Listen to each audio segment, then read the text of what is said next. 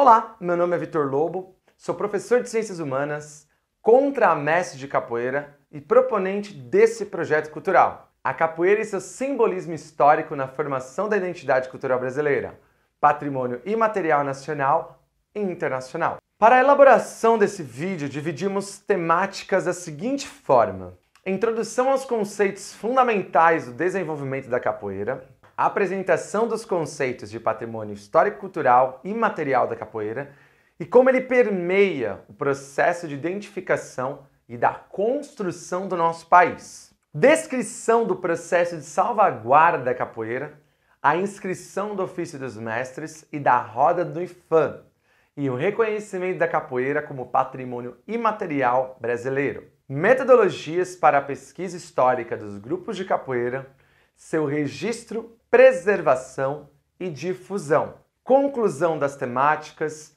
observações e dicas bibliográficas.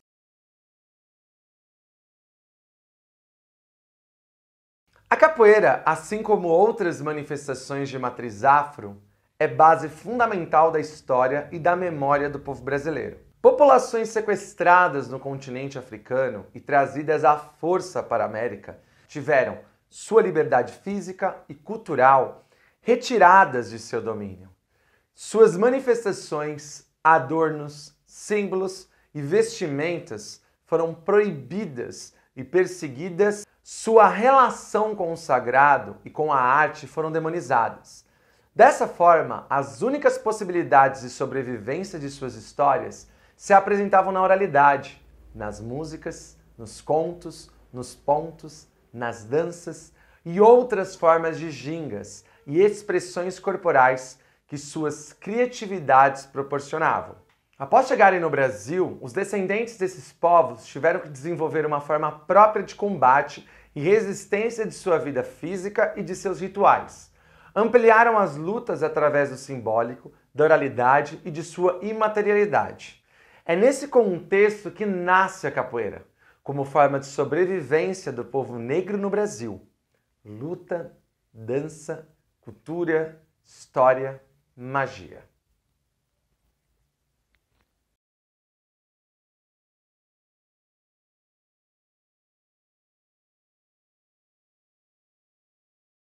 Patrimônio cultural.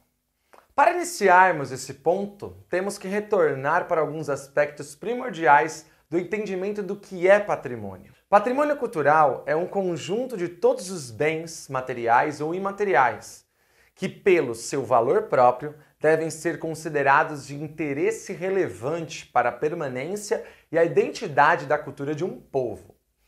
Patrimônio é a nossa herança do passado, com a qual vivemos hoje e com a qual passamos às futuras gerações. Segundo o IFAM, o Instituto do Patrimônio Histórico e Artístico Nacional, órgão que atua no Brasil na gestão, proteção e preservação do patrimônio histórico e artístico nacional, alguns pontos para descrever patrimônio cultural devem ser trabalhados. Para ele, a Constituição Federal de 1988, em seu artigo 216, ampliou o conceito de patrimônio estabelecido pelo Decreto número 25 de 30 de novembro de 1937, substituindo a nominação Patrimônio Histórico e Artístico por Patrimônio Cultural Brasileiro. Essa alteração incorporou o conceito de referência cultural e a definição dos bens passíveis de reconhecimento, sobretudo os de caráter imaterial. A Constituição estabelece ainda a parceria entre o poder público e as comunidades para a promoção e proteção do patrimônio cultural brasileiro. No entanto, mantém a gestão do patrimônio e da documentação relativa aos bens sob responsabilidade da administração pública. Enquanto o Decreto de 37 estabelece como patrimônio o conjunto de bens móveis e imóveis existentes no país e cuja conservação seja interesse público, quer por sua vinculação a fatos memoráveis da história do Brasil, que por seu excepcional valor arqueológico ou etnográfico, bibliográfico ou artístico, o artigo 216 da Constituição conceitua patrimônio cultural como sendo os bens de natureza material e imaterial, tomados individualmente ou em conjunto, portadores de referência e identidade, a ação, a memória dos diferentes grupos formadores da sociedade brasileira. Nessa redefinição promovida pela Constituição estão as formas de expressão, os modos de criar, fazer e viver, as criações científicas, artísticas e tecnológicas, as obras, objetos, documentos, edificações e demais espaços destinados às manifestações artísticas culturais, os conjuntos urbanos e sítios de valor histórico, paisagístico, artístico, arqueológico, paleontológico, ecológico e científico. O IPHAN zela pelo cumprimento dos marcos legais, efetivando a gestão do patrimônio cultural brasileiro e dos bens reconhecidos pela Organização das Nações Unidas para a Educação, a Ciência e a Cultura, também conhecida como Unesco, como patrimônio da humanidade.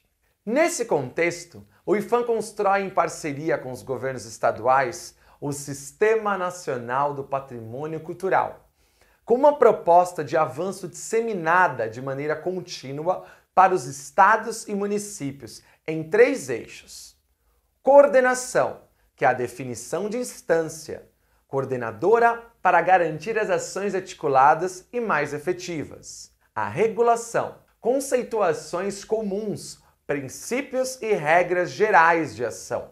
E o fomento, incentivos diferenciados principalmente para o fortalecimento institucional, estruturação de sistemas de informação de âmbito nacional, fortalecendo as ações coordenadas em projetos específicos. Trabalhando com esses conceitos e visando facilitar o acesso aos conhecimentos dos bens nacionais, a gestão do patrimônio é efetivada segundo as características de cada grupo: patrimônio material, patrimônio imaterial, patrimônio arqueológico e patrimônio mundial.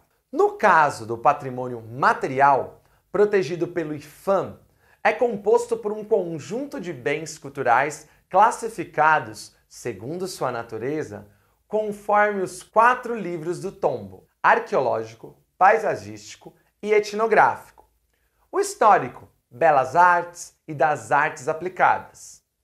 A Constituição Federal de 1988, como vimos anteriormente, ampliou a noção de patrimônio cultural ao reconhecer a existência de bens de natureza material e imaterial, certo? E também ao estabelecer outras formas de preservação, como um registro e um inventário.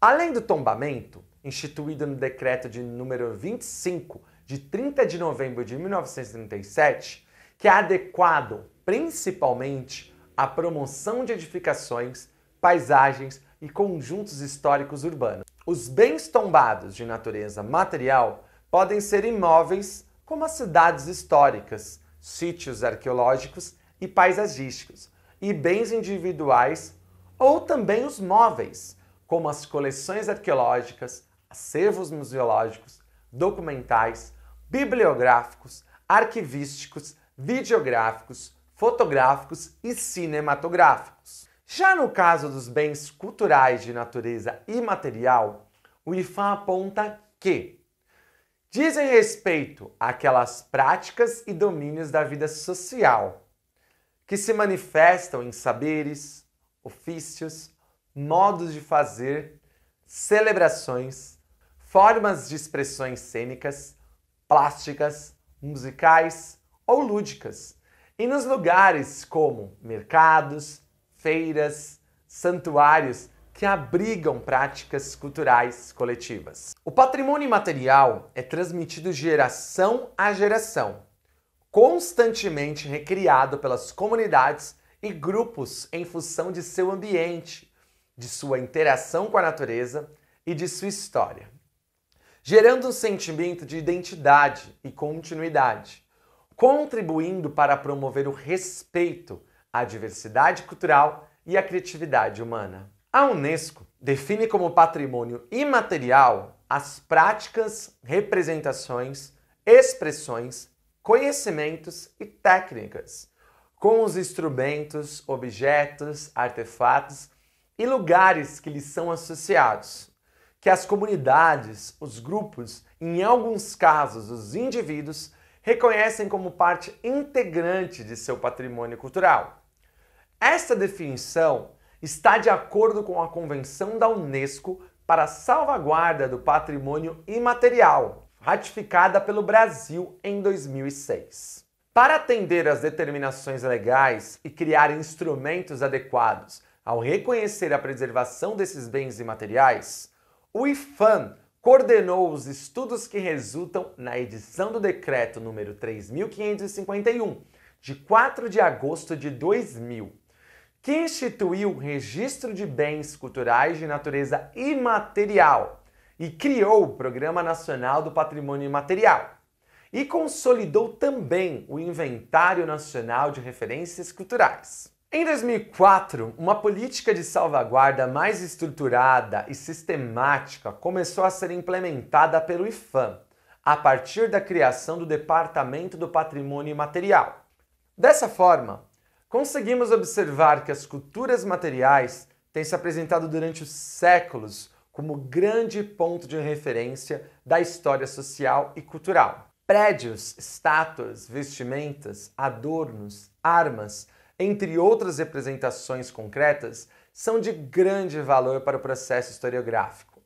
Porém, o campo imaterial que se compõe o ato de fazer e a ação criativa, principais formas de expressão dos povos de matriz afrodescendente, foram negligenciados e marginalizados durante centenas de anos, principalmente na cultura ocidentalizada da América.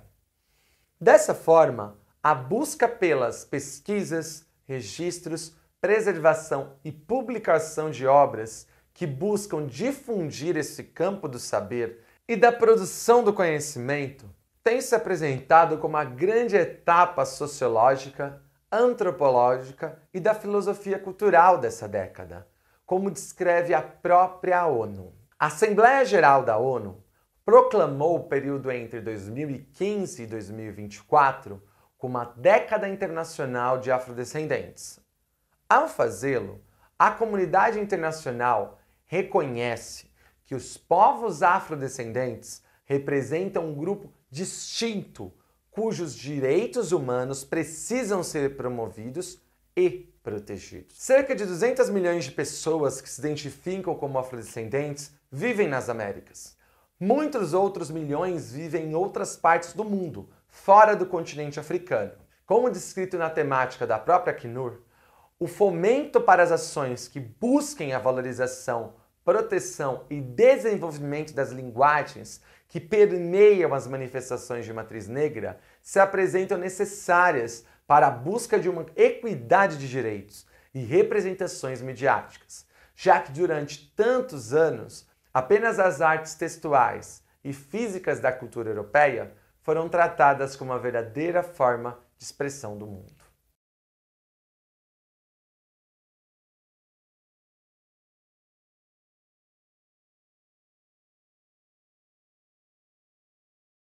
A capoeira é patrimônio cultural e imaterial do Brasil desde 2008 e patrimônio imaterial da humanidade desde 2014. Isso faz com que suas expressões, representações e manifestações internas necessitem de cuidados permanentes para não desaparecerem, devendo essas atividades serem cuidadas, preservadas e difundidas pela Federação, seus estados e municípios, além, é claro, da própria ONU, que corrobora esses documentos e convenções nacionais e internacionais. Embora muitos outros aspectos da capoeira poderiam ser lembrados e destacados, dois foram os pontos de foco dos estudos e desenvolvimento para a preservação. Entre eles, o ofício dos mestres e a roda de capoeira. Segundo o IPHAN, o ofício dos mestres de capoeira, inscrito no Livro de Registro dos Saberes, em 2008, é exercido por aqueles ou aquelas detentores ou detentoras dos conhecimentos tradicionais dessa manifestação e responsáveis pela transmissão de suas práticas, rituais e herança cultural. O saber da capoeira é transmitido de modo oral e gestual, de forma participativa e interativa, nas rodas, nas ruas e nas academias, assim como nas relações de sociabilidade e familiaridade, construídas entre mestres e mestras e seus aprendizes. A capoeira é largamente difundida no Brasil e no mundo. Ela depende da manifestação da cadeia de transmissão desses mestres e mestras para sua continuidade como manifestação cultural. A capoeira é uma manifestação cultural presente hoje em todo o território brasileiro e em mais de 150 países, com variações regionais e locais, criadas a partir de suas modalidades mais conhecidas, as chamadas capoeira Angola e capoeira regional. O conhecimento produzido para a instrução do processo permitiu identificar os principais aspectos que constituem a capoeira como prática cultural desenvolvida no Brasil.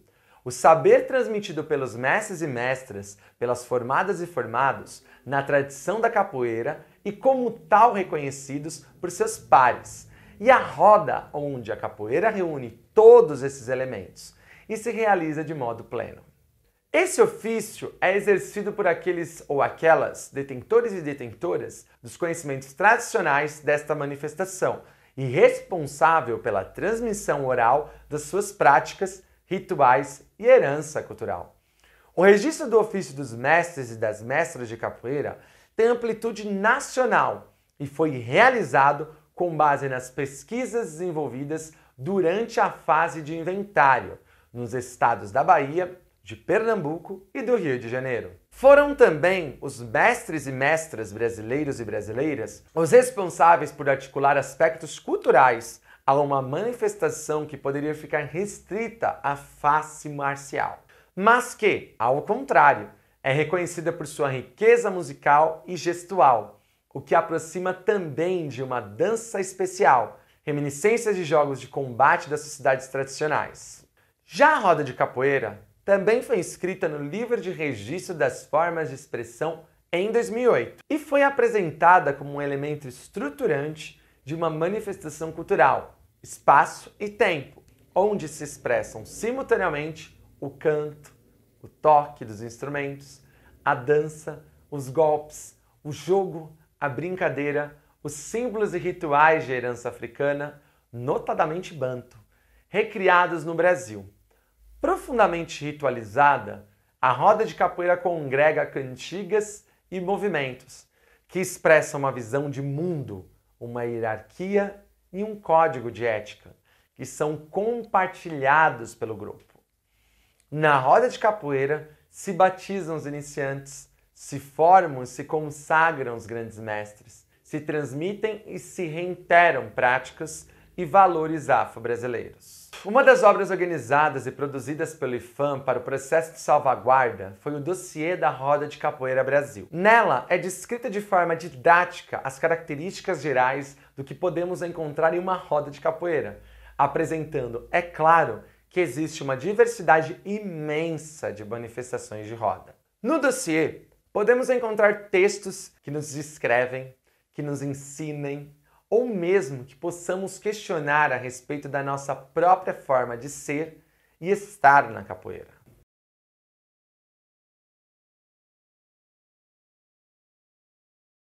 Vamos falar um pouco mais da roda de capoeira. No dossiê Roda de Capoeira Brasil, encontrada no site do IFAM, podemos analisar o texto Os Sentidos da Roda de Capoeira. A roda de capoeira tem uma função coesiva. Forma de redes de sociabilidade, gera identidades comuns e laços de cooperação entre seus integrantes. É um lugar de socialização de conhecimentos e práticas, de aprender e aplicar saberes, testar limites e invenções, reverenciar os mais velhos e improvisar novos cânticos e movimentos. Metaforicamente, representa a roda do mundo, a roda da vida, onde há lugar para o inesperado, onde ora se ganha, ora se perde.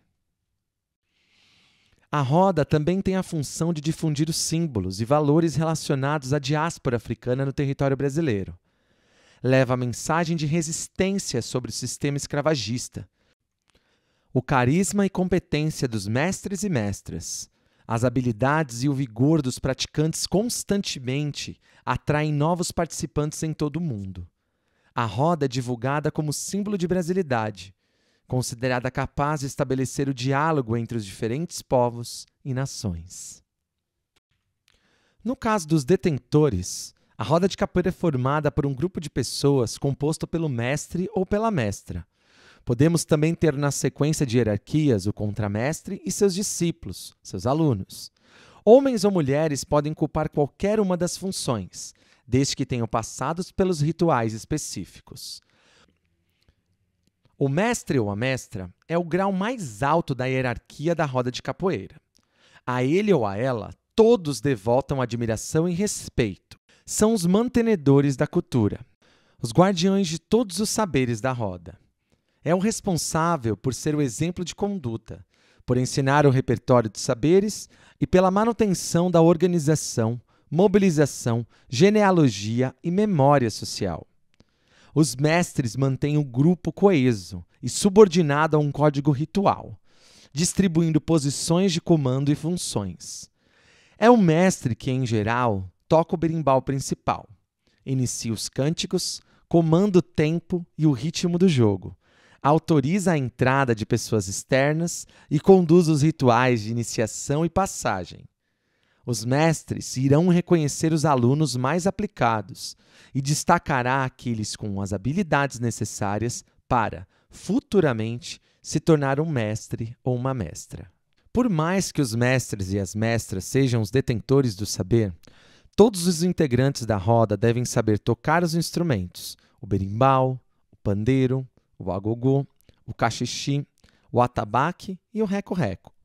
Cantar um repertório comum de cânticos, improvisar melodias e canções, conhecer e respeitar os ritos, cosmologias, hierarquias e código de ética e conduta, confeccionar o berimbau e outros instrumentos e, ainda, executar um imenso conjunto de movimentos, passos, golpes e contragolpes.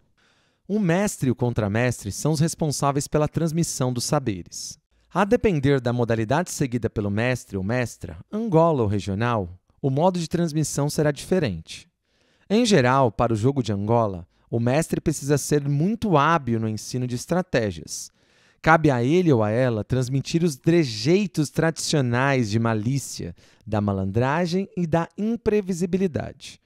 O domínio da prática é complexo.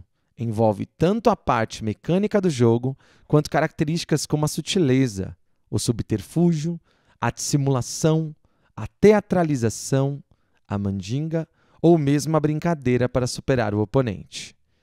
Em uma roda de capoeira regional, o mestre ou a mestra ensinará uma execução com menos subterfúgios e maior objetividade. O treinamento é focado no ataque e no contra-ataque, com muita importância para a precisão e a disciplina. O uso de acrobacias e saltos também é utilizado. Medidas para a salvaguarda. A atuação do Estado brasileiro na salvaguarda da roda de capoeira tem como principais características a valorização dos mestres e mestras antigos e dos aspectos tradicionais que caracterizam a transmissão dos saberes na roda.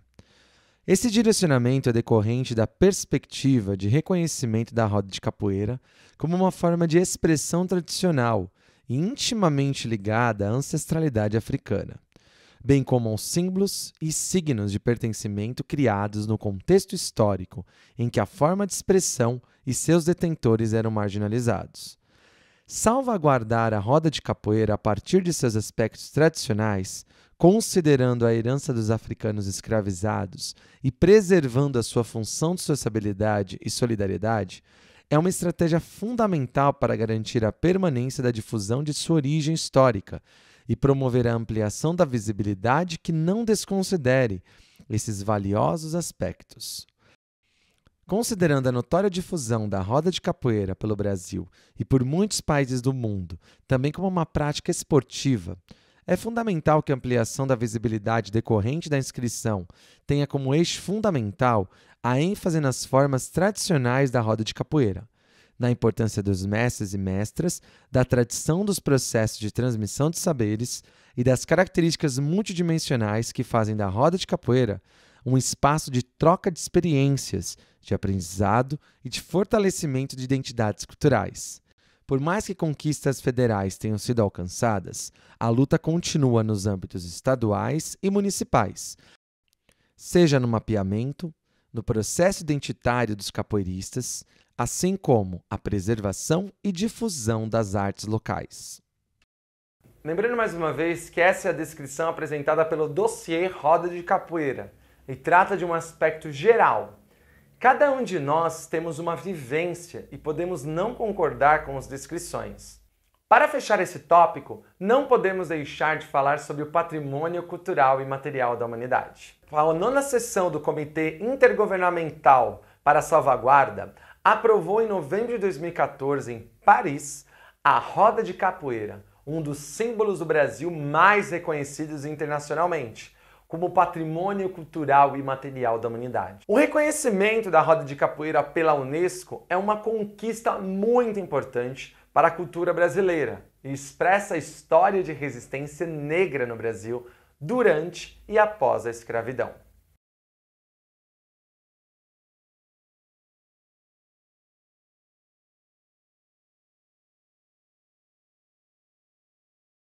Dessa forma, como apresentado nas inscrições, leis e convenções anteriormente descritas aqui, a capoeira necessita ter sua proteção realizada em toda a sua amplitude, garantindo o processo de salvaguarda de suas atividades e de seus representantes. E uma das formas que podemos garantir essa sobrevivência real das manifestações capoeirísticas é promover um senso dos mestres, mestras, educadoras, educadores, grupos, associações, quilombos, casas e outras instituições que promovem e desenvolvem a capoeira. Quantos espaços tem capoeira em nossa cidade? No estado, quantos locais? Quantas escolas públicas, particulares e academias trabalham com capoeira? Quem está administrando essas aulas? Tem maestria? É uma contramestra, um contramestre? É formado ou formada em capoeira? Onde estão localizadas as maiores densidades demográficas de capoeira? Essas são apenas algumas questões que podemos promover reflexões concretas e viáveis acerca de implementações de políticas públicas baseadas em dados reais e não apenas no achismo ou nas invenções de dados.